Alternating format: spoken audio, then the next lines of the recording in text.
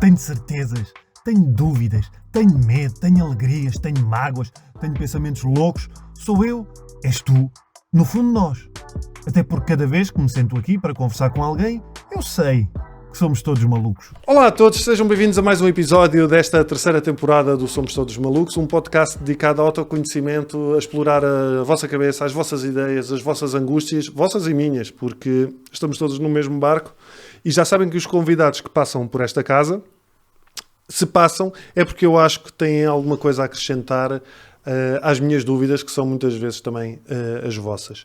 Cliquem no sininho para ativar as notificações, quem está aqui no YouTube, ouçam no Spotify, no Google, no Chromecast, iTunes, em todas as plataformas, e às vezes que quiserem têm episódios que nunca mais acabam para explorar vários temas. A convidada de hoje fez um europeu de 2016 incrível. Foi ela que fez o passe para o Éder marcar o gol da vitória do europeu e foi também a primeira portuguesa certificada como coach de alta performance. Já lá vão mais de 10 anos, Sim, Susana? por aí, 10 anos, sim. Susana, obrigado por teres vindo. Obrigada eu. É sempre um gosto estar aqui contigo. Tu já trabalhavas na área do coaching de alta performance antes do Éder, mas foi o Sim. Éder que acabou por te Foi. trazer ao mundo, não é? Exatamente. Dar toda esta visibilidade e tornar... Quando ainda nem se acima falava tudo, de coach, eu lembro de ouvir falar Sim. de ti, eu assim, coach, que é isto? Que é isto? Quem é esta pessoa? Uma maluca qualquer. Mas sem ofensa, uma pessoa pensa, que é mas é uma secretária que está com ele e que lida os papéis e faz... Não, e é um trabalho... Não desvalorizando o trabalho de quem trabalha. Acho que ainda lidei com alguns papéis, sim. Mas... Deve ter que lidar. Nem que seja com papéis pessoais, sim, não é? Exatamente, os papéis de cada um. Os nossos papéis. Os nossos papéis, exatamente. E porquê é que eu decidi convidar-te? Porque há uns tempos eu partilhei um texto sobre o facto de como eu tenho uma visão na minha cabeça daquilo que eu quero ser. Numa determinada área, não estou a dizer em todas as áreas, numa determinada área, mas colocá-la em prática, está quieto. Estou muito curiosa. Que visão é essa? Porque a falta de consistência para mim é uma dor de cabeça. Mas queres-me falar da visão ou fazemos Falo, do processo? não. Podemos falar do processo e não saber o que é que é. Gostava de ter sexo todos os dias e não consigo. Ok. Não é essa. Peraí. Mas tem que ser uma coisa que dependa de ti. Depois... Quer dizer, também pode ser sexo. Também depende de alguma se tu queres fazer se a com outra alguém... pessoa, exato, se a outra pessoa também quiser todos os dias... E Sim, se eu exatamente. Não é? Aí depende... Mas tens de sempre que conjugar aqui... Não é isso. Eu vou-te explicar, então. Então. Eu, desde... Eu, quando era puto, sempre lidei com estas questões relacionadas com a ansiedade e perturbação psicocompulsiva e cresci no seio de uma família dos anos 80 típica, em que os pais não valorizavam muito nem a autoestima, nem davam aquele incentivo. Certo. Eu sempre gostei muito Eles davam coisas, mas não era bem um incentivo. Epá, eu acho... Coitado, o meu pai não era tanto dava raspanetes, certo. mas era muito aqueles raspanetes de olha o que eu te digo, faz o que eu faço, olha. E tudo aquilo que eu tinha de sonhos ou ideias, ele dizia, isso não é seguro. Isso não é... Ainda hoje ele me diz, então, e um trabalho? Quando é que arranjas um trabalho? Ele ainda tem esperança. Pá, sim, e então eu gostava muito de artes marciais e nunca cheguei a praticar com consistência, porque primeiro eu lembro que queria ir para o karaté e o meu pai não... Fomos ver uma escola só e o meu pai, que nunca tinha feito artes marciais na vida, olhou para a escola e disse, estes gajos não sabem fazer isto. E eu nunca mais entrei numa escola de Tu karaté. percebeste logo que não era preciso muita informação para ter uma Claro. opinião sobre as coisas, não é verdade? Porque depois lá está a imagem do pai, não é? Claro. Se ele está a dizer Se ele isto está a deve dizer, ser porque... verdade. E depois também com questões se calhar relacionadas com a autoestima, ou não sei, eu quando começava a praticar muitas vezes desistia a meio. E não sei porque é que desistia. Se era às vezes, eu acho que muitas vezes era a cena de estar o medo de estar a ser avaliado pelos outros. Certo. De eu não sei, os outros são melhores do que eu não vou conseguir. E como nunca, lá está, não tinha se calhar alguém que me dissesse, olha, é normal, passares por isso, faz parte. Claro. Acabava por desistir. Mas há uns anos, como já sou crescido, comecei a praticar artes marciais de forma mais presente. E eu tenho na minha ideia tenho na minha cabeça uma ideia que é, eu gostava de ter uma certa rotina de dia. E quando eu me imagino a ter essa rotina, eu sinto-me bem a imaginar. Mas colocar esta merda em prática... Por exemplo, eu gostava de acordar cedo, de manhã logo, ou dar uma corridinha, ou andar, ou treinar no ginásio, voltar para casa a tratar das miúdas, como faço. Ou seja, eu ter aqui de manhã um conjunto de coisas, de atitudes que eu sei que me fazem bem, porque já as fiz a espaço, mas depois, à medida que o dia vai passando, eu começo a pensar, não, amanhã vou começar a fazer isto. E à medida que o dia vai passando... Olha, vou dar aqui uma boa notícia. É que tu não és o único. Pois não. A maior parte das pessoas faz exatamente igual. Por isso é que estás aqui. Portanto, não é propriamente um problema só teu, não és assim tão especial, lamento. Pois, exato. Mas isto é uma coisa que eu acho que é comum à maioria das pessoas, que é elas idealizarem uma melhor versão de si mesmas, que é eu na minha melhor versão como é que era? Acordava cedo, ia para o ginásio, fazia, não sei, 10 da manhã já estava ainda meio muito a acordar, já eu fiz 500 mil coisas. E isto faz-nos sentir bem, porque isto é uma ideia do que era eu na minha vida perfeita, e eu a ter orgulho de mim. Tipo, a pessoa que consegue acordar cedo, a pessoa que faz. Portanto, eu imagino-me ali assim, realmente se eu conseguisse ser assim, e se eu conseguisse fazer isto, eu ia ser mesmo uma pessoa espetacular, não é? A avaliação que eu faço de mim mesma. E o facto de depois não conseguirmos fazer, gera uma frustração. E começa a tocar aí num ponto, tu falaste há bocadinho, que é a autoestima. Não é? Será que eu não valho? Será que eu não mereço? Será que eu não... Nós começamos a pôr essas... Ou em bom português, são merdas. Sim, exatamente. Será que eu não tenho... o ser merdas é eu não tenho valor, não é?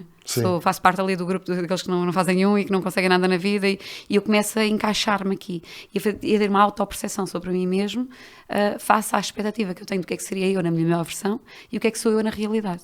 Então, isto é uma coisa muito comum. Como é que isto se ultrapassa? Se tu tens uma visão espetacular, porque há pessoas que não têm, há pessoas que não se conseguem imaginar numa melhor versão de si mesmas, portanto, se tens espetacular, tens que encontrar estratégias para conseguir introduzir essas rotinas na tua vida, que há de ser de uma forma forçada, até que elas se tornem automáticas. Quanto tempo é que demoram a tornar-se automáticas? É aquele ciclo dos 21 há muitas dias? Há 21, há 66, eu diria que há o teu. Portanto, vai lá, experimenta a fase e tu vais descer um número também. E depois podes escrever um livro sobre isso, assim. Na versão do Raminhos, não são nem 21 nem 66, são 32. 3 dias. Afinal de contas, exatamente. O método dos 3 dias. Esse é o da Susana, é mais rápido. Portanto, tu podias simplesmente... Já houve quem dissesse que era 21, já houve quem dissesse que era 66, e cada um tem o seu argumento. Portanto, eu acho que é um bocadinho pessoa para pessoa, tem muito a ver com as tuas motivações e com as estratégias que tu encontras. Vou dar aqui um exemplo. A minha filha tem 14 anos. Quando ela tinha 12, ela dizia, ela é muito comprometida, é muito parecida com algumas coisas que tu já me contaste sobre ti. E então ela sofre muito com ela própria quando sente que não está a fazer como ela achava que devia fazer. E coloca pressão em cima dela, não é? Ninguém faz isso com ela, mas ela própria faz. A exigência, o sentir que não está à altura se não fizer determinadas coisas. Então, houve uma altura que ela disse assim, mãe, amanhã eu quero acordar cedo. Se eu não acordar, tu vais lá com um copo de água e tu metes-me em cima da cabeça. E eu, com certeza. E ela, mas eu estou mesmo a falar a sério, mãe. E eu, tá bem, quantas vezes é que queres acordar cedo? A partir de agora, tipo, estes 3 dias tenho que estudar, quero mesmo acordar cedo, quero que me acordes às 6 da manhã. Eu acordo às 4h30, portanto... Mas porquê tu acordas às 4h30? Eu tenho trabalho, a malta tem que trabalhar, não é? Mas a que horas é que deitas? Depende. Eu não sou um bom exemplo, porque eu sei que eu devia dormir 7, 8 horas e nem sempre durmo. Mas deito-me quando é possível, tipo, às vezes, um dia bom... 10 da noite, era um dia incrível, mas acontece uma vez para aí 2 em 2 meses. A maior parte das vezes deito-me pela meia-noite, às vezes à 1, 11h30. Consegues ficar bem com essas... Porque eu tenho estratégias para gerar energia e para... É que a energia é uma coisa dinâmica dentro de nós. Então pronto, já lá vamos, porque isso também tem uma coisa a ver comigo. Ok, então deixa voltar um bocadinho atrás só para te 6 da manhã, acordar às 6 da manhã. 6 da manhã, o que é que eu faço? Cumpro instruções, não é? Se ela manda, eu faço. Até porque ela manda. E 6 da manhã, eu digo, Ritinha, está na hora, são 6 da manhã. E ela volta-se para o lado, não, deixa-me, não sei o quê. Completamente a leste, não é? E eu, anda lá, foste tu que me pediste para acordar, acorda, vais ficar arrependida, depois vais ficar frustrada de não ter acordado. E ela, deixa-me, só mais um bocadinho. E eu, com certeza, vou buscar o copinho de água, chego lá, despejo o copo de água por cima da cabeça dela, acorda, mãe, já estou acordada. Pois, tiveste que usar o copo de água, não foi? E eu, agora, estás acordada? Posso ir embora? Ela, podes, já acordei. E lá vai. Segundo dia, vou lá, Ritinha, está na hora, 6 da manhã, tu pediste para acordar. E ela, mãe, deixa mais um bocadinho. Mas ela nem tem noção do que é que me está a dizer. Está naquela sonolência. Eu vou buscar o copo de água por cima dela. Ela acorda, mãe, obrigada. Pronto. Acabou. Hoje em dia já não uso copo de água nenhum. Ela mete o despertador para as 6 da manhã, acorda às 6 da manhã. Quantas vezes tiveste que usar o copo de água? 3. Foram 3 dias seguidos. Acabou. O subconsciente, ele foge destas coisas que são desconfortáveis, não é? Nós temos uma tendência para fugir daquilo que nos ameaça, aquilo que...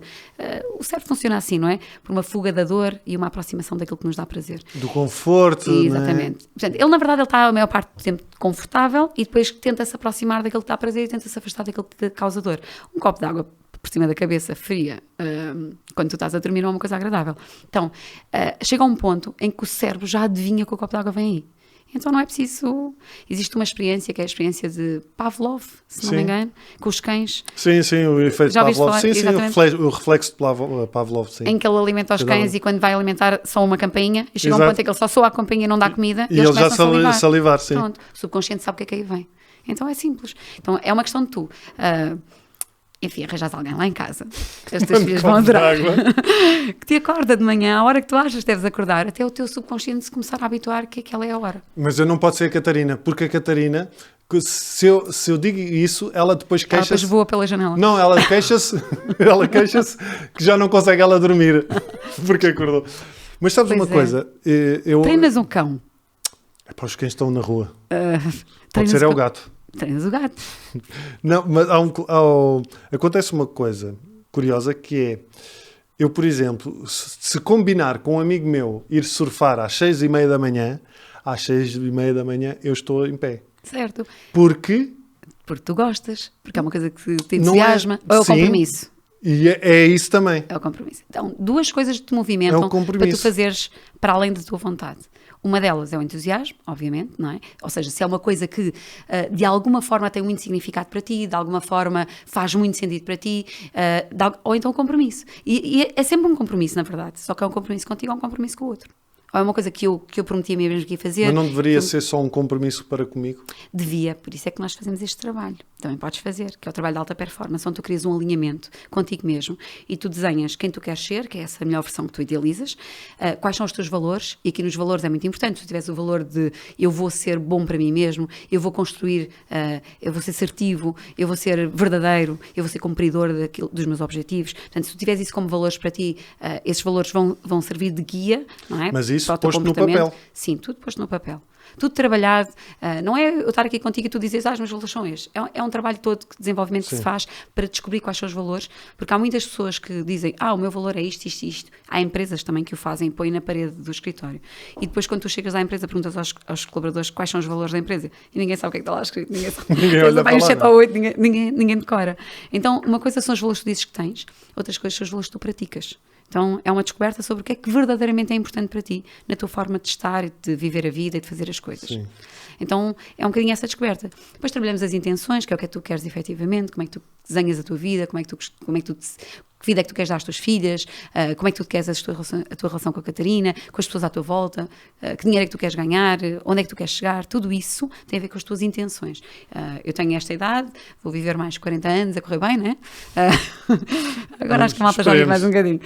40 anos, como é que eu quero que estes 40 anos sejam? Depois desenhas todo um planeamento estratégico, um plano, defines os comportamentos, aqui entra essa parte aí toda da procrastinação, do dizer que faço uma coisa e faço outra. Portanto, este tema que nós estamos a falar, ele aparece já quase no finalzinho. Portanto, é uma coisa trabalhada depois de trabalhares tudo cá dentro. Então, há todo um desenho que é feito e depois estas questões que nós estamos aqui a falar são questões mínimas, que se resolvem só pelo facto de teres um alinhamento feito. Muitas delas já deixam de existir. Tu não tens de preocupar com elas. Vou dar outro exemplo. No futebol, por exemplo, que é uma área onde eu trabalho muito. Sim. Os clubes e os treinadores, eles focam-se muito numa parte que não é a parte essencial. A parte essencial, a parte que constrói performance, ela está dentro do jogador. Mas eles trabalham a parte física, ou seja, tudo o que é comportamento físico. Sim. Assim como os pais. Outro exemplo, os pais. Os pais querem corrigir o comportamento dos filhos. Não faças isto, faz aquilo, vai para aqui, vai ali. Comportamento. Os filhos, eles vão sempre ter o comportamento que cá dentro diz que é para ter. E tu vais estar sempre a tentar corrigir o comportamento, quando tu devias estar a corrigir são as suas intenções, as consequências do comportamento, o entender as consequências. E, portanto, quando tu corriges cá atrás e quando tu trabalhas cá atrás, o comportamento não é um problema. O que tu estás a fazer deixa de ser um problema. Sim, o comportamento é um reflexo. Sim, e no futebol é a mesma coisa, porque os treinadores tentam corrigir movimentos, não é? No treino, Sim. mas o que impede a performance de um atleta de milhões não é o treino, porque ele sabe o que é que está a fazer. Não tem a ver com o treino, tem a ver com o estado em que ele se apresenta para fazer aquilo. Por isso é que tu tens às vezes muitos casos de tipos no futebol que são génios. Deixa-me só tirar aqui o... Tens tipos que são génios no futebol tecnicamente, Sim. mas que depois tu parece que eles nunca dão aquele salto. Certo. E muita gente, a malta diz, mas como é que este gajo não sai daqui? Sim, há Porque imensos na história do futebol. É a cabeça. É, exatamente. E repara, e às vezes não é, a cabeça é mais do que isso, é a forma como a cabeça lida com determinado ambiente em determinado momento. Porque às vezes eles deram muito num determinado sítio e chegaram ao topo e de repente alguém os contrata numa expectativa que eles vão continuar a crescer e quando eles chegam a outro sítio, cá para baixo. Isso acontece muito, Sim. temos muitos casos, não é? Sim. O teu clube tem muitos casos em que isto acontece. Mas lá está. Porquê? Porque não tem a ver com a parte física, tem a ver com como é que eu lido com o ambiente, como é que eu lido com um contexto diferente, como é que eu lido com expectativas, como é que eu lido com a minha própria evolução, com o meu crescimento, porque nada disso é planeado. Eu vou ao jogo, dou uns toques na bola, marco uns golos e de repente, visibilidade, Martin em cima disso e lá vou eu. Então não há estrutura. Não há trabalho na estrutura. Então é normal que as transações de milhões fazem-se com base naquilo que ele faz em campo. Só que aquilo que ele faz em campo faz com um determinado contexto, não é? Por exemplo, dar-te aqui um exemplo do Renato Sanches, que foi um jogador que teve uma ascensão muito grande no Benfica, europeu, Golden Boy e pumba, Bayern. O Benfica servia ao Renato. A equipa acarinhava o Renato. Ou seja, ele estava ali numa zona de conforto espetacular, toda a gente o adorava, o público adorava. Depois saiu dali para um colosso. Vais para um sítio onde tu sais o Golden Boy, o gajo principal, a pessoa que se fala, e chegas para um dos melhores clubes do mundo, não é? Para um Bayern, e tu chegas lá e tu não és ninguém. Ela não tem assim, vai ali, senta-te ali e aprende, não é? Cresce e aparece. Sim. E essa mudança, esse lidar com o contexto, esse lidar com as situações isso que... E aí há duas hipóteses na pessoa. Ou ela tem essa capacidade de integração e perceber, Certo. aqui tenho que dar tudo, ou então acontece o que aconteceu ao Renato. Certo. E que depois vai ter que... Ele faz a ascensão outra vez, mas leva tempo. O Renato perdeu 3 anos da vida dele. Ali um bocadinho aos tomos por causa disto. Sim. E não tem nada a ver com capacidade técnica, nem tática, porque agora ele está onde está, não é? Agora estamos a vê-lo no Paris Saint-Germain e, pronto, a ser o que ele era no Benfica, ou melhor ainda, portanto, a maturidade. Tu disseste uma coisa há bocadinho que eu fiquei a pensar nisso, que foi... eu tenho uma ideia na minha cabeça, mas que há pessoas que não têm ideia do que é que querem... sabem que as coisas não estão bem, não é? Mas não sabem também o que é que vão fazer para mudar. O que é que uma pessoa pode fazer em relação a isso? Normalmente isso acontece porque as pessoas percebem muita oportunidade. Talvez tu já tenhas conhecido pessoas que dizem assim, isto é interessante, aquilo também é interessante, o outro também é interessante, que giro, agora é isto. E tem muitos interesses. E de facto o mundo é um mundo cheio de oportunidades, não é? Depois ainda tens as outras, que é aquelas que não veem, não só não sabem, como também não veem oportunidades em lado nenhum, tudo é um problema. Sim. Mas falando aqui da parte positiva, há muitas que não sabem o que querem fazer porque elas querem, tudo é possível e gostariam de fazer muita coisa. E podia ser isto, mas também podia ser aquilo, também gosto disto, também gosto do outro. E é importante nós percebermos quando queremos foco e quando queremos efetivamente crescer, que o mundo está cheio de oportunidades, mas nem todas elas são para ti. E, portanto, tu tens que escolher quais são as oportunidades para mim. Eu, por exemplo, no meu trabalho, eu tenho muitas oportunidades. E tenho oportunidades de trabalhar com pessoas. Já tive a oportunidade de trabalhar com muitos empresários de futebol, que na altura do europeu acho que foi abordada por quase todos, para fazer o trabalho com os jogadores deles. E são grandes oportunidades, não é? Porque tu vês uma pessoa que está a crescer e que está... E mas tens que perceber quais é que são para ti. Porquê é que tu dizes que não a oportunidades que são ótimas e que toda a gente, como é que tu vais recusar esse tipo de coisas, mas que não são para ti? Quando tu tens um alinhamento e sabes o que é que tu queres. Então é importante tu começares a identificar as oportunidades e perceberes quais delas é que são para ti. Se não ficas nesta indecisão. O cérebro não consegue tomar decisões então, quando tem muita múltipla escolha. Pois. É muita escolha, é muita coisa. E quando se mantém essa indecisão, se calhar tem que começar por algum lado. Sim. Não é? Quando a indecisão é muita e realmente tudo tem o seu... porque aqui é uma questão de prioridades. Não? As pessoas não conseguem perceber de tudo o que é importante o que é mais importante. E isto é importante, o outro também é importante, isto também é interessante, mas o mais importante, não é? Há um livro muito interessante para isto que chama-se A Única Coisa. O foco numa coisa, que essa coisa alavanca todas as outras. E quando tu não consegues determinar o que é mais importante e tudo é importante, escolhe um. Se tudo é importante, também não há problema nenhum, não é? Escolhe um e vai. Então, quando tu começas a ter resultados, porque aqui a questão principal para as pessoas realmente saírem de onde estão e começarem a construir qualquer coisa, é as pessoas escolherem uma coisa, porque quando elas escolhem, elas começam a fazer. Quando começam a fazer, começam a ter resultado. E quando tu começas a lidar com resultados, tu consegues refinar o processo. Isto interessa, isto não interessa, isto funciona, isto não funciona, e tu já estás no caminho, já está a rodar. É como andar de bicicleta, né? Tu ganhas equilíbrio com ela a andar. Enquanto estiveres parado, nada acontece. Então, se tu não escolhes e não começas a fazer uma coisa, tu não consegues perceber o que é que Exato. funciona, o que é que não funciona, Exato. o que é que serve, o que é que não serve. Porque há coisas que tu só vais perceber que se elas são para ti ou não, e se elas funcionam ou não, depois de as executares. Antes não vais Antes conseguir. é viver nessa idealização. Não é? Sim, que é uma idealização utópica e errada. Porque repara o que é que acontece. Nós queremos coisas que não temos, num cenário onde ainda não vivemos, e que estamos à espera de saber se aquilo vai funcionar ou não, sendo que a única informação que temos é a passada. E na passada essa coisa não estava lá. Então nós estamos a ter que construir o futuro com base na nossa experiência passada. Não vai dar. E há muitas pessoas que até os objetivos planeiam os seus objetivos com base na experiência passada. As empresas fazem isto. As empresas dizem objetivos para o próximo ano, mais 10% não sei do quê. Ou seja, o não sei do quê é o que aconteceu, não é? Mais 10% em cima do que aconteceu. Logo, elas nunca vão alavancar, nunca vão crescer noutras áreas. É difícil. Por isso é que existem departamentos de inovação, que é aqueles que pensam um bocadinho mais fora da caixa, que esquecem aquilo que aconteceu e que vão buscar coisas que não têm nada a ver. Se nós tivermos essa capacidade... E que até é um incentivo, não é? É uma forma de... Estás a dar algo novo às pessoas. Sem dúvida. Mas tu podes fazer isso contigo mesmo. Que é, independentemente daquilo que aconteceu, o que aconteceu para trás não deve ser a linha orientadora para aquilo que vai acontecer para a frente. Porque se tu podes simplesmente... Tu hoje estás aqui comigo, amanhã tu podes ser quem tu quiseres. Se tu amanhã decidires que vais mudar completamente de vida e vais abrir uma loja de qualquer coisa, tu podes fazê-lo. O que é que te impede? O dinheiro, neste caso. Não te impede o dinheiro. Ah, não? Não. Então. Nós não precisamos nem de dinheiro, nem de conhecimento, nem de recursos. Tu podes usar o dinheiro de outras pessoas, o conhecimento de outras pessoas e os recursos de outras pessoas. Eu faço muita coisa que não tenho dinheiro. Por exemplo, vou dar um exemplo de uma coisa que eu fiz sem dinheiro. Eu decidi dar um valor, que é um valor muito avultado, dá para comprar uma casa, à Associação Sara Carreira, quando fiz o Altice. Eu não tenho dinheiro. Não é? Eu não tenho na minha conta um dinheiro, no caso eram 126 mil euros ou 124 mil euros, eu não tenho esse dinheiro ali que eu digo assim, este dinheiro vou dar à associação. Então o que é que eu faço? Mas eu quero dar. O que é que eu faço? Eu uso o dinheiro das outras pessoas para fazê-lo. Então, qual é a estratégia? Eu monto um evento, trago as pessoas para o meu evento, as pessoas pagam um bilhete, eu pego nesse dinheiro que não é meu, que as pessoas trouxeram, e entrego para aquele lado. Portanto, eu sou um canal que faz passar dinheiro. Então, tu não precisas do dinheiro. Tu podes ter um projeto, que é um projeto que tem muito valor acrescentado, que vai dar grande resultado e grande mais-valia, e tu pegas num investidor que vai investir no teu projeto, tu não tens o dinheiro, mas alguém acredita no teu projeto, dá-te o dinheiro, tu fazes, a seguir tens rentabilidade, divides. Portanto, tu não precisas do dinheiro. Sim. Também não precisas do conhecimento. Por exemplo, agora, talvez estejas a ser um conhecimento que tu não tens, que sou eu que tenho. E que estou-te a passar. Sim, do conhecimento é mais perceptível. Assim, tu juntaste a alguém que te acrescenta algo, que é mais-valia. Tu tens uma parte e essa pessoa tem a outra. Eu percebo a dificuldade em compreender a questão do dinheiro. Mas agora repara Sim, numa mas coisa. faz sentido. Mas é que toda a gente faz isso. Tu não compraste uma casa? Comprei, Pediste empréstimo? claro. Quem é esse dinheiro?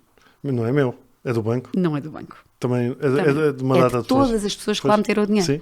O banco faz a mesma coisa que eu fiz com o Altice. Exatamente. O banco recebe o dinheiro das não tem pessoas. dinheiro. O governo, o Estado também não tem dinheiro. Exatamente. O Estado tem o nosso dinheiro. O banco recebe o dinheiro das pessoas, paga-lhes um valor para elas porem lá o dinheiro, e alguns, se tiver a ordem, nem isso, não é? E depois pega nesse dinheiro e dá-te a ti, e tu pagas mais um. E o que ele faz é ganhar juros de um lado, juros do outro. Sim. Mas o dinheiro circula de um lado para o outro. O dinheiro nunca é um problema. Tu só tens que perceber como é que ele circula e como é que acedes a ele. Portanto, tu podes fazer o que tu quiseres, mesmo sem dinheiro. Queres outro exemplo? Sim, Uma coisa que tu podes fazer? sim. Este vai ser bom para as pessoas que ouvirem este podcast. Sabes que eu tenho 14 anos de banca. Então, Pois é. então Tu tenho trabalhavas na banca. Sim. Exatamente, tenho aqui muita informação. Vou dar outro exemplo. Uma pessoa que não tem dinheiro, mas tem um trabalho e que tem capacidade financeira. Portanto, tem um ordenado porreiro, sobra-lhe dinheiro, vive uma vida porreirinha, mas vive do seu ordenado. O que significa que se deixar de trabalhar, não ganha. Sim. Porque está a viver do seu ordenado. Portanto, se ficar numa cama, se ficar 6 meses de baixa, começa a receber a baixa, não recebe o ordenado. Esta pessoa precisa, rapidamente, e eu acho que toda a gente devia fazê-lo, gerar rendimento passivo. O que é rendimento passivo? É eu conseguir ter algo que me gera um rendimento no qual eu não tenho de trabalhar. Porque se eu estiver na cama... Tipo uma casa arrendada. Exemplo, uma casa que arrenda e que está lá a pingar a renda todos os meses. Sim. Agora tu dizes assim, mas para casa é preciso dinheiro. Não é preciso dinheiro. É preciso um banco que te empresta o dinheiro. Então, tu podes perfeitamente ter, por exemplo, um segundo crédito à habitação. Claro que tens de ter um trabalho e capacidade financeira para isso, ou um bom fiador, portanto tem que haver aqui alguns requisitos, mas é possível. E tu pegas no banco, compras a casa, arrendas a casa por mais do que a prestação do banco, é uma coisa que ainda acontece hoje em dia, e a casa paga-se ela própria. E como exemplo disto, porque eu não estou a falar de cor, estou a falar com experiência própria. Quando eu tinha 18 anos, comprei a minha primeira casa, na Amadora. Um apartamento espetacular, um T1. Espetacular que ainda hoje tenho, aliás, eu vim de lá precisamente hoje. E comprei um T1, tinha 18 anos, meus pais separaram-se na altura e disseram, vais viver com o pai ou com a mãe? E eu disse, nem com um nem com o outro. Vou comprar a minha casa e pronto, nariz empinado, lá fui eu para o Correio da Manhã ver os anúncios das casas. Vi uma que dizia assim, apartamento. E aquilo era tudo, T1, T2, T1, e aquele dizia apartamento. Naquela altura havia as novelas brasileiras, não sei se te recordas. Sim, o apartamento era uma cena. Luxuosa, e como dizem os brasileiros, com uma cobertura. Isso. Então não era um T1, era um apartamento com 2 assoalhadas, com lareira, uma exposição solar fantástica, e lá fui eu ver o apartamento. Claro, eu não tinha dinheiro, não é? Aliás, eu trabalhava no McDonald's nessa altura. Tinha um ordenado michuruca, era um part-time, eu estudava. Então, eu cheguei a casa e disse assim, pronto, já sei, vou comprar a minha própria casa. O meu pai apoiou logo, disse logo, com certeza, casa, acho que sim. A minha mãe está completamente doida da cabeça, tipo, onde é que tu tens estofo ou tens uma miúda? Mas eu disse, não, eu vou comprar. A minha avó apoiou também, a minha avó foi a grande impulsionadora, ela disse, deixa lá comprar a casa, que assim aquilo vai escoar o ordenado dela todo e ela não vai estourar o dinheiro em outras coisas. E eu comprei a casa. Fui ao banco, fiz o crédito jovem, comprei a casa, fui viver para lá uma semana. Ao fim de uma semana eu assim, mas eu tenho que arrumar isto, mas eu tenho que fazer comida. Espera lá. Eu vou viver para a casa da minha avó. E instalei-me na casa da minha avó. E puseste aí e alugaste. E aluguei a casa. Então aluguei a casa na altura por 750 euros. Escudos na altura. Não, espera aí. Agora... Era o equivalente a 750 euros, mas era em escudos ainda. 150 contos? Sim, exatamente, 150 contos. Um T1, um aluguer do caraças, uma senhora que estava a divorciar e queria uma casa e não queria que ninguém soubesse e pronto, estava ali, ficou lá 2 anos.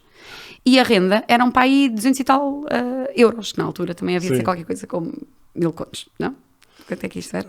40 contos. Eu já não consigo comprar. Não interessa. 40 contos, exatamente. Tu fazes bom de contas, tu. Não sei, acho que era isso, ainda me lembro. Pronto, então, aquilo que a senhora me pagava a renda e ainda sobrava dinheiro. Portanto, eu tinha um ordenado, tinha o que sobrava dali e estava a pagar a casa. Esta casa ficou alugada, ela fica ali ao pé do Hospital Amadora Cinta, ficou alugada durante 20 anos. Eu, há 2 anos, tirei uma médica que eu tinha lá, disse à senhora que já não lhe queria alugar mais a casa, tive 3 inquilinos durante este tempo todo.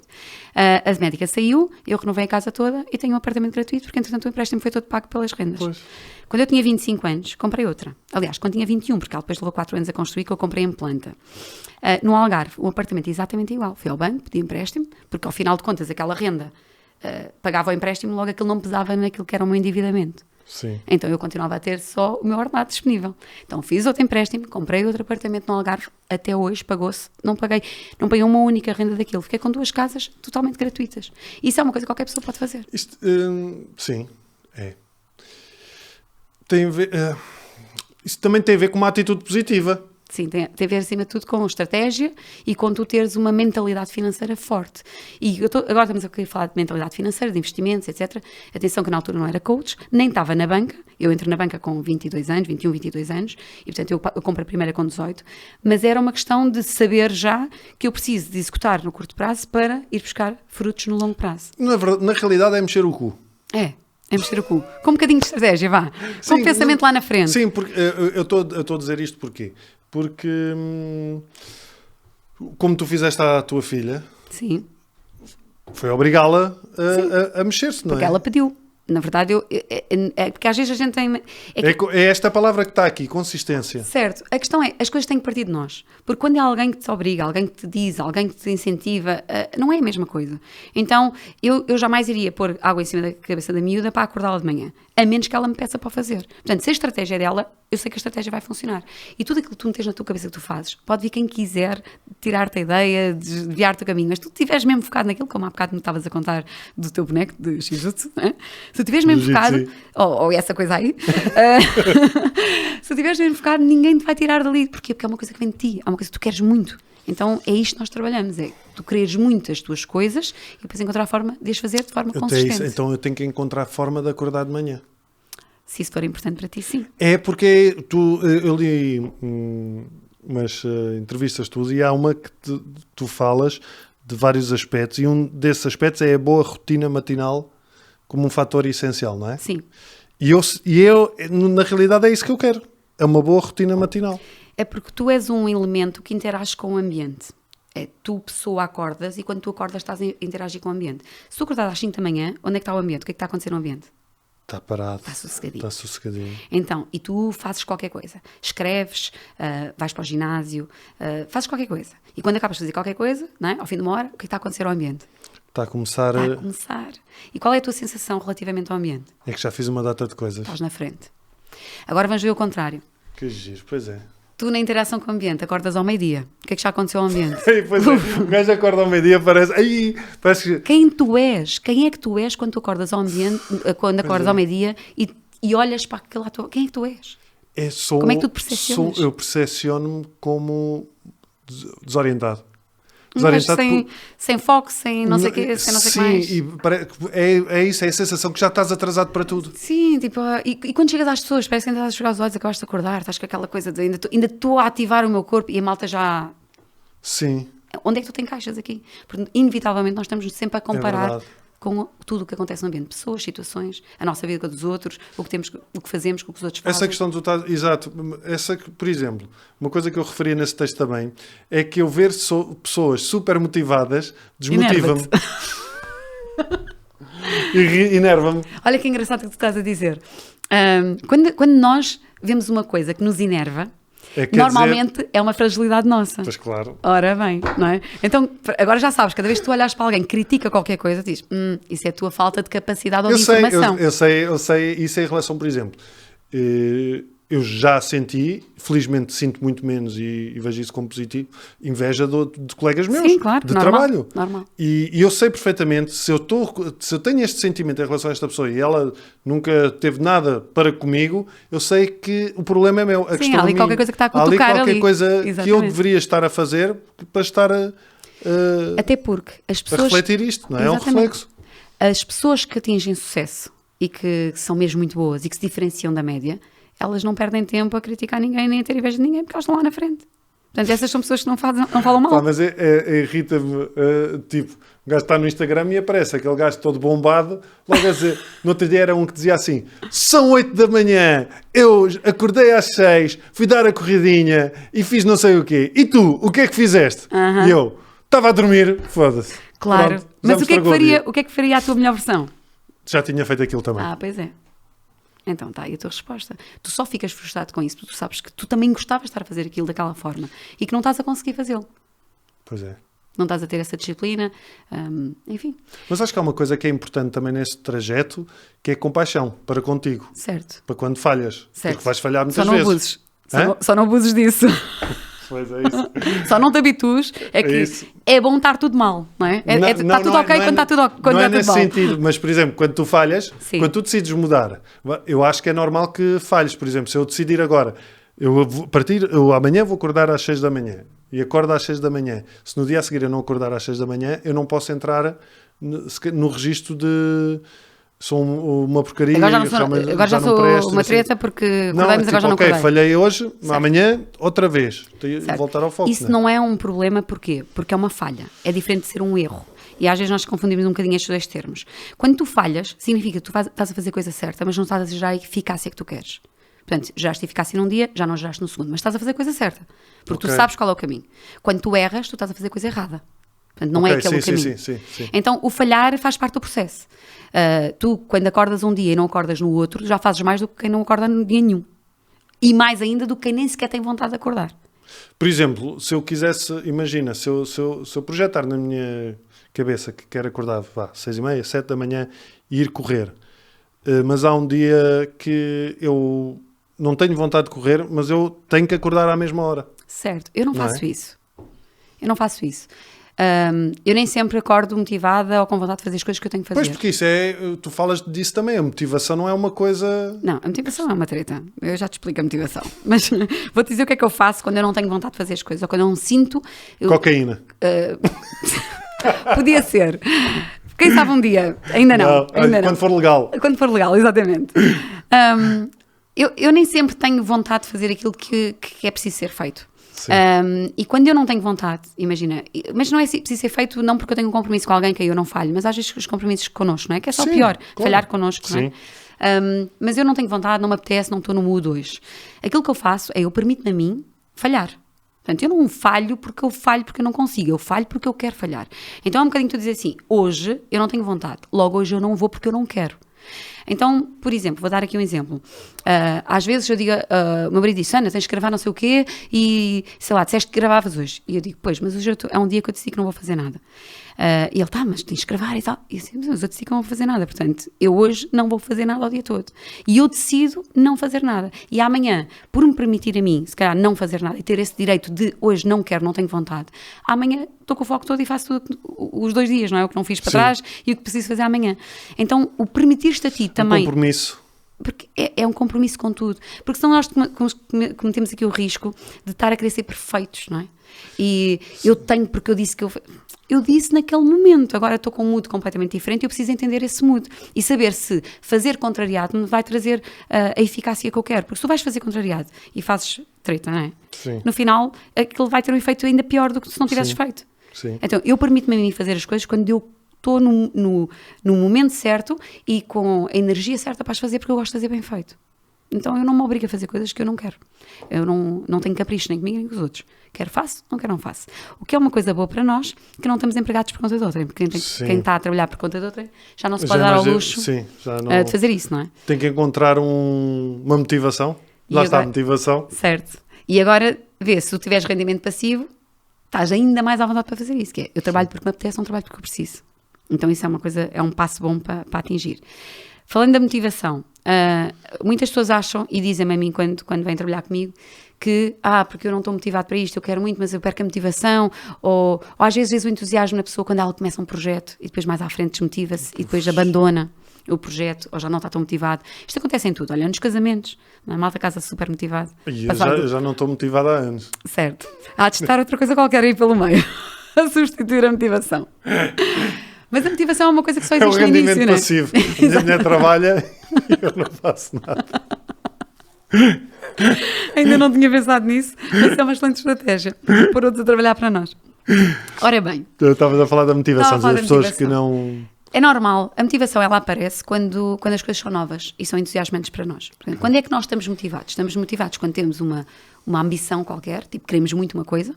Eu quero muito este trabalho, eu quero muito esta pessoa, eu quero muito este novo projeto, eu quero muito ir sair à noite com alguém, eu quero muito a ambição e a expectativa. Eu vou porque vai ser bom, eu vou porque vai correr bem, eu vou porque é isto que eu quero, que é isto que eu preciso na minha vida. Então há uma expectativa de que aquilo vai correr lindamente. O que é que acontece? Às vezes não corre. Nunca corre, não é? A maior parte das vezes, se for uma coisa mesmo boa, ela não vai correr assim linearmente bem. Ela vai ter altos e baixos, vais ter desafios, vais ter obstáculos. E quando tu começas a ter desafios, a maior parte das pessoas desmotiva. Porquê? Porque o desafio começa a ser maior, começa a quebrar aquela expectativa. Eu achava que isto ia ser lindo e maravilhoso, afinal de contas tenho um chefe que me chateia a cabeça. Afinal de contas tenho aqui um colega que está a ver se me faz a vida negra. Afinal tenho esta pessoa que na altura não mostrou este lado e agora está a mostrar um lado que eu não simpatizo tanto. Sim. Então tu começas a lidar com situações que representam obstáculos ou desafios, não é? E neste momento a motivação é substituída por esta desmotivação. Então as pessoas, aqui é o ponto em que as pessoas desistem. Por isso é que eu diria que nós todos temos, sei lá, potencial para ter muito sucesso na vida. Sucesso, seja lá o que tu definis que é o sucesso. Tu definis para ter o sucesso, não é? Mas toda a gente tem potencial para fazer mais e melhor e atingir aquilo que quer. A maior parte das pessoas não chega lá porque desiste antes do tempo. E desiste aqui neste ponto, que é o ponto em que deixa de estar motivado para as coisas. Então, quando nós deixamos de estar motivados para as coisas, temos que entender que a motivação faz parte do início, não faz parte da continuidade. É como a paixão. Exatamente. É substituída por outras coisas. Sim. Então, porquê é que tu substituís a motivação? Por foco, atenção e esforço inteligente. Então, é como eu dizer assim, bom, agora que eu já não estou motivado, deixa-me ver onde é que eu tenho que colocar a minha atenção e o que é que eu tenho que fazer para isto gerar resultados rápidos. Então, quando tu metes a atenção numa coisa e colocas ali todo o teu esforço, que é um esforço inteligente, que é ver a forma mais fácil de gerar resultado com menos recursos e tempo possível, sendo que o tempo também é um dos Sim. recursos, e tu começas a trabalhar não porque estás motivado, mas porque tens um interesse naquilo. aquilo vai-te levar rápido ao resultado que tu queres. Por exemplo, uma pessoa que nunca fez desporto e Sim. que quer começar a fazer desporto tem essa motivação inicial, não é? Olha, tens o meu caso agora. Eu não faço grande desporto, não é? Eu trabalho no desporto, mas eu sou, pronto, enfim, um bocadinho. Eu gosto do sofá, embora também não passe lá muito É um tempo. desporto.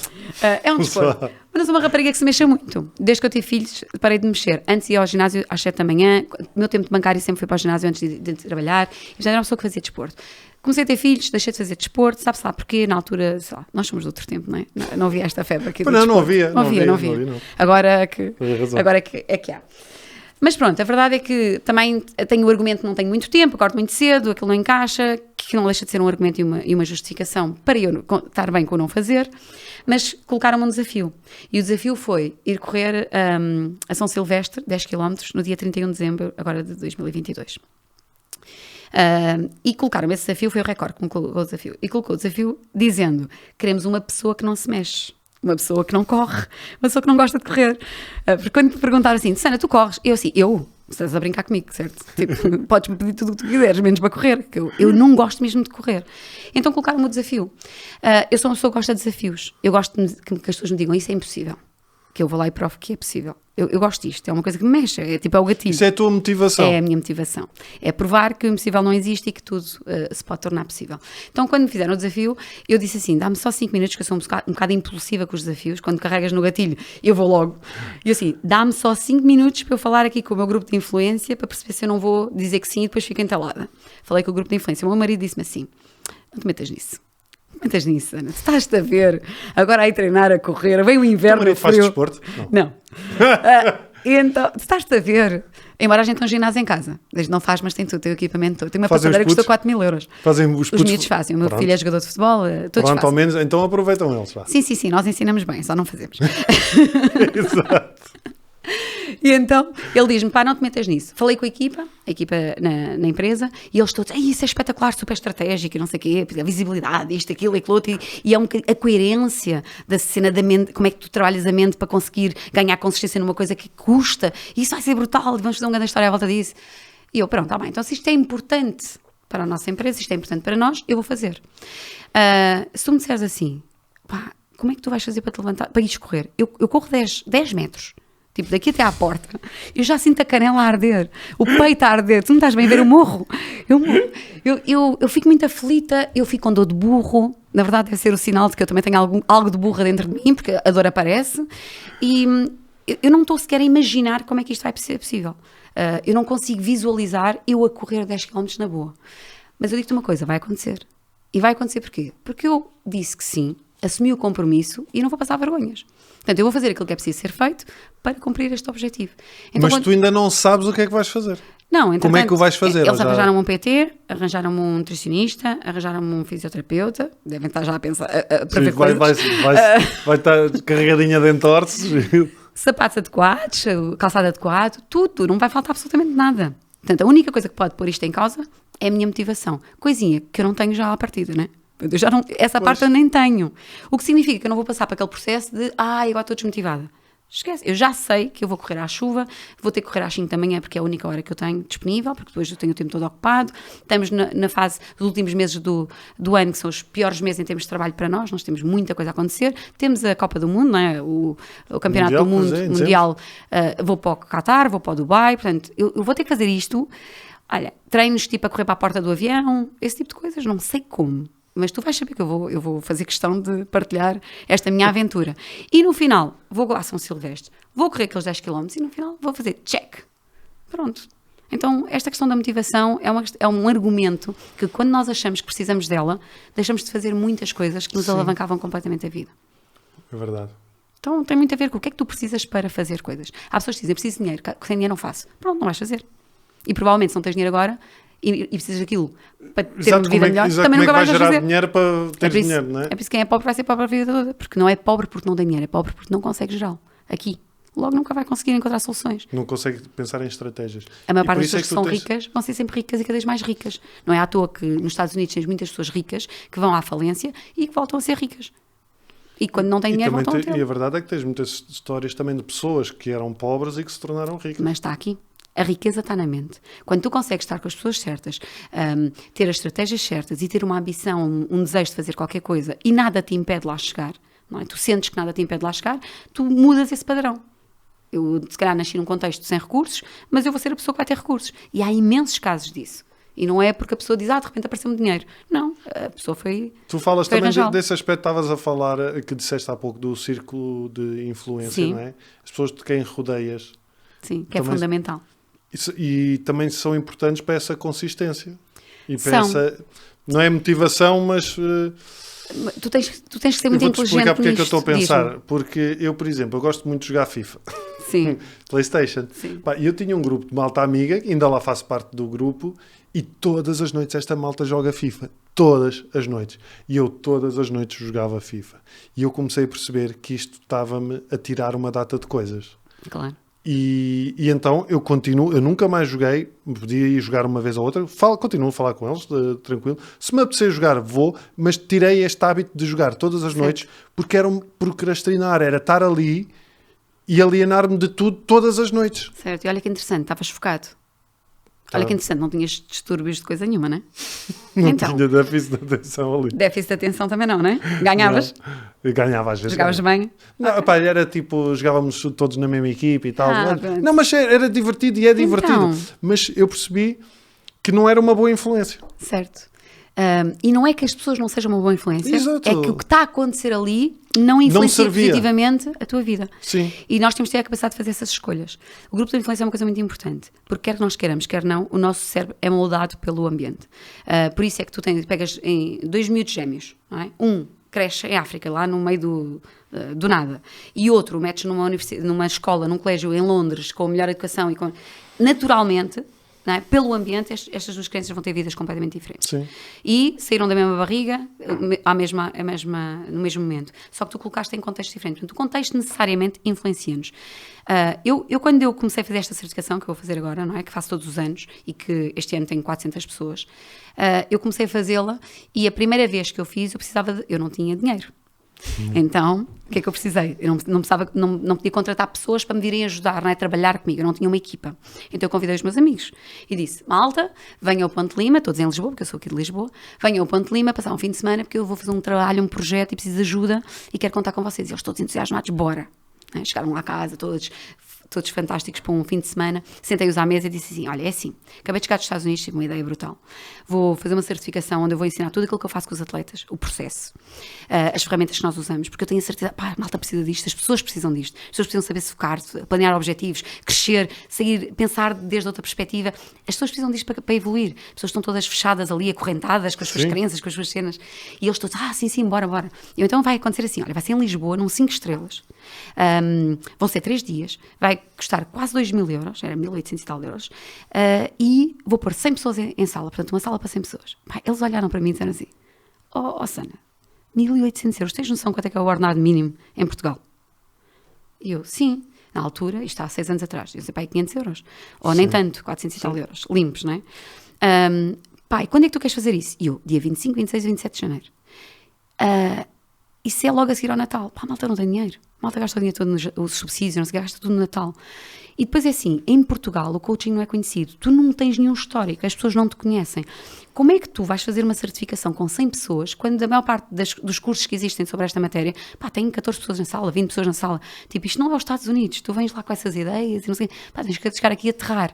E eu olhei para eles, não me dizias a raiva que me deu, só assim, sei lá, virar a mesa ao contrário. Eu olhei para eles e disse assim, olha pessoal, é assim, eu entendo, eu até tenho uma certa compaixão por aquilo que vocês estão a dizer, porque provavelmente vocês ganham o ordenado mínimo. Vocês não ganham 3 ou 4 mil euros, porque se ganhassem, não estariam a ver que toda a gente está com base no ordenado mínimo. Os vossos amigos, o vosso grupo de influência também ganha mal. Também não são pessoas ricas. Porque é por isso que vocês mencionam isso. Nem toda a gente em Portugal tem o ordenado mínimo. Há pessoas que investem no seu desenvolvimento pessoal. Talvez não consigam investir em Portugal, porque não há. Mas vão para os Estados Unidos investir e vão para a Europa investir. Pois como é. eu também fui. E eu vou, e o primeiro curso que eu faço custa-me 10 mil euros. Portanto, eu saio da banca, tínhamos poupança, e eu peguei, a minha poupança eram 60 mil euros, de uma vida de bancária, e eu peguei em 10 mil euros e paguei no primeiro curso 10 mil euros. Isto em 2012. E eu disse, olha, e depois há outra questão, é assim, as pessoas todas que chegam a de janeiro e não têm dinheiro, gastaram o subsídio de Natal nas prendas e não têm dinheiro, são exatamente as pessoas que eu não quero pôr dentro desta certificação. Eu quero pôr pessoas que estão focadas em desenvolvimento pessoal, que querem crescer, que têm objetivos, que querem alavancar as suas vidas. Portanto, não é esse público. Talvez não seja o vosso público. Por isso, vamos dizer assim, eu vou fazer convosco ou sozinha. Se vocês acharem que estão à altura do desafio, ficam aqui. Se não acharem, o fim de semana acabou para vocês. Podem voltar, porque isto não é para brincar, isto é para trabalhar, e se vocês não acreditam neste projeto, não vale a pena estar aqui. Portanto, eu vou ali à casa de banho. Quando voltar, só quero aqui mesmo quem está no projeto comigo. Fui à casa de banho. Voltei. Quando voltei, estavam lá todos. Eu disse, então, como é que é? Pá, Sana, se tu acreditas, para fazer. E eu fiz a primeira certificação com 100 pessoas, esgotou 2 meses antes, foi um sucesso. Tivemos pessoas, que são pessoas diretores de empresas, empresários, advogados, médicos, tem todo esse público lá. Também tem pessoas desempregadas que têm poupança e que querem sair do desemprego. E tudo aconteceu. E nós fazemos há 6 anos. Hoje, próxima sexta-feira, tenho 400 pessoas nesta certificação e todos os anos eu chego ao palco e conto esta história. E digo assim, pessoal, é assim, para o ano eu vou ter X pessoas, eu estou sempre a duplicar o valor. 100 passei para 200, 200 passei para 300, mais 100. O ano passado disse, para o ano eu vou ter 400 pessoas nesta certificação. Depois de contar a história eu pergunto, quem é que aqui não acredita que isto vai acontecer? E a malta está há 3 dias naquele ambiente, não é? 3 dias, quando tu sais de lá achas que consegues tudo, não é? Eu disse, não, toda a gente acredita que vai acontecer. E eu, pronto, então eu conto com a vossa ajuda. Se gostaste disto, vai falar com uma pessoa, traz essa pessoa, para o ano tem que estar aqui contigo. E eu tenho, metade da sala faz esta certificação há imenso tempo, há anos. Tenho pessoas que estão lá desde a primeira. Então, isto, se tu reparares, é tudo mentalidade e estratégia. E há pessoas que não têm mentalidade e nunca te vão acompanhar. Se tu te deixares influenciar pelos teus amigos, pelas pessoas que estão à tua volta, talvez as pessoas não tenham os teus sonhos, não queiram fazer aquilo que tu queres fazer e nem tenham capacidade para fazer. E está tudo bem também. E está tudo bem. Cada um faz Mas não são as pessoas certas para te sentar à mesa contigo. Sim. Então, o que é que acontece? Há muitas pessoas que se queixam de que não têm grupo de influência certo e está tudo certo. Até porque há pessoas que acham que o grupo de influência é a família. É um grupo de influência, aquele que a vida te deu, mas tu tens de ter a capacidade de ir à procura de um grupo de influência onde tu possas crescer. Qual é o contexto onde eu posso crescer? Quem são as pessoas com quem eu quero almoçar, com quem eu quero tomar café, que eu quero reunir na minha casa e dizer, olha, venham cá e vamos, hoje à noite, vamos jantar aqui e no final ter uma tertúlia sobre um determinado tema. Tu imaginas o que é tu sentares na tua mesa, na tua casa, 5 pessoas, 5 empresários que ganham para cima de 10 milhões de euros e que vieram do nada. O que tu aprendias com estas pessoas a falar ali 2 horas com elas? Então, tu tens que saber criar isso. Tens que saber estar nos sítios certos, conhecer as pessoas certas. Só que as pessoas ligam-se por outros motivos. Pelo que está na moda, pelo que é fashion, porque ela é importante. Não por uma estratégia de crescimento.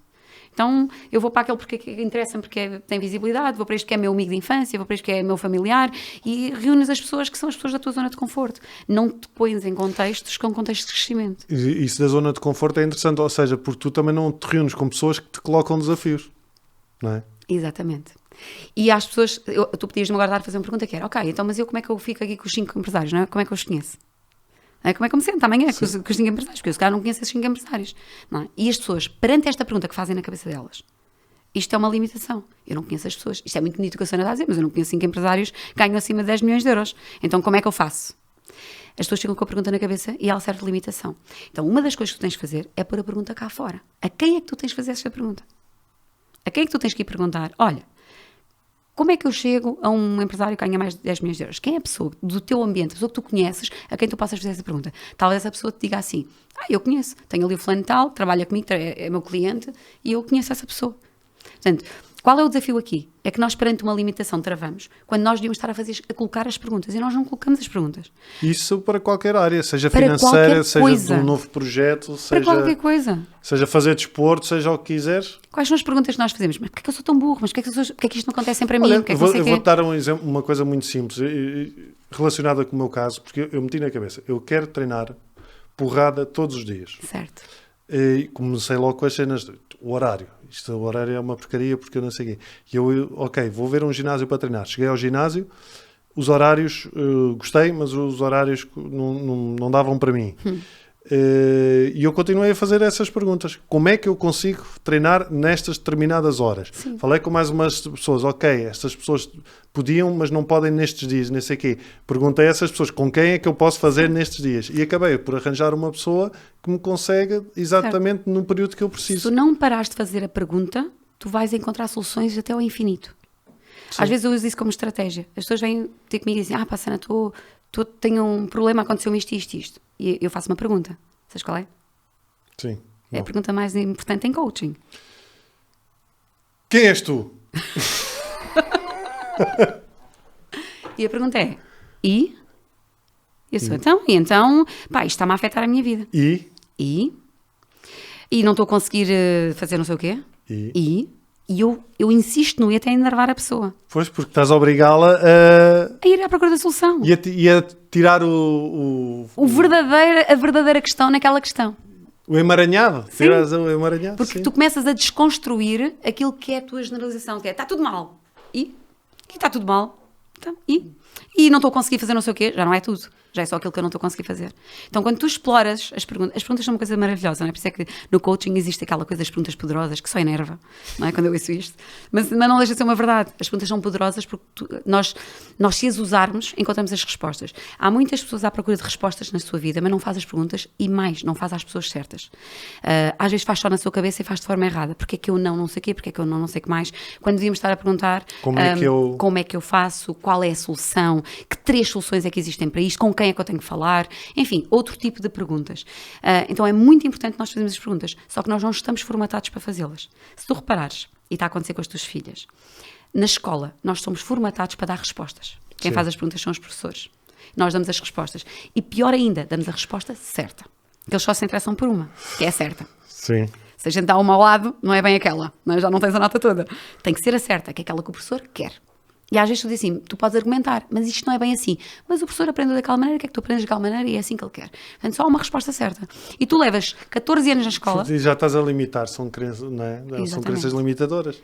Estás 14 anos num percurso escolar só formatado para dar respostas. Tudo para dar respostas. Ninguém te ensina a fazer perguntas. Então, como é que nós, na vida adulta, vamos fazer as perguntas certas, que é aquilo que nos dá as respostas que nós queremos, se nós nunca fizermos perguntas na vida? Tu conheces uma pessoa, ela faz-te perguntas, ou ela começa a falar dela própria? Geralmente Geralmente dela própria. olá, Raminhos, olha, eu sou Susana, pá, tenho um projeto, faço assim, tipo, deixa-me ser interessante para o Raminhos. Então eu falo de mim, que é para captar a tua atenção. Essa é a estratégia que a maior parte das pessoas usa. Então não seria muito mais interessante? Raminhos, pá, estou aqui curiosa com uma coisa. Ouvi-te falar, não sei o quê. Tu não vais ficar atento para me dares uma resposta? Claro. Se eu te fizer uma pergunta. Então, tudo isto é ao fim e ao cabo, os caminhos para nós conseguirmos encontrar o caminho certo para os resultados. Olha, São muita coisa. É muita coisa. Não, é incrível, é que já passou 1 hora. Já viste? Ficámos aqui a tarde toda, não era? Ficávamos, mas a minha consulta é assim, são 70 euros. Só por 1 horinha, não dá mais. O rendimento passivo não tenho ainda. Não, por acaso tenho rendimentos passivos. Que bom. Susana, muito obrigado. Obrigada, eu. Por esta hora. Se quiserem. Aliás, tu trouxeste Trouxe livro, o teu livro o meu novo. livro, O Milagre da Excelência, acabadinho de lançar fresquinho, saído do forno, para ti. Tem uma série de estratégias. Isto é onde? É no Altice? Esse é o Altice, é a foto do Altice. De quando é que foi? O ano passado? Foi, Contraponto. foi em Quem foi o fevereiro. editor? Foi o Rui? Foi o Rui, sim. Também foi O meu Rui, editor, fantástico. sim. É um querido. Portanto, e podem também seguir a Susana nas redes sociais e o próprio site da Susana. Basta procurarem por Susana Torres, que vai aparecer. No Google aparece logo. Sim, aparece logo e para poderem saber mais também sobre o teu trabalho e se quiserem, e lá está, fazer-te perguntas. Sim, não é? fazem perguntas, exatamente. Fazerem perguntas e digam também nos comentários aqui do YouTube se gostaram, se gostavam até de ver aqui a Susana numa outra oportunidade, se ela tiver tempo para isso, se não tiver a correr. E até que tema é que podíamos abordar aqui. Quanto a vocês, nós voltamos para a semana. Muito obrigado. Obrigado, Susana. Obrigada.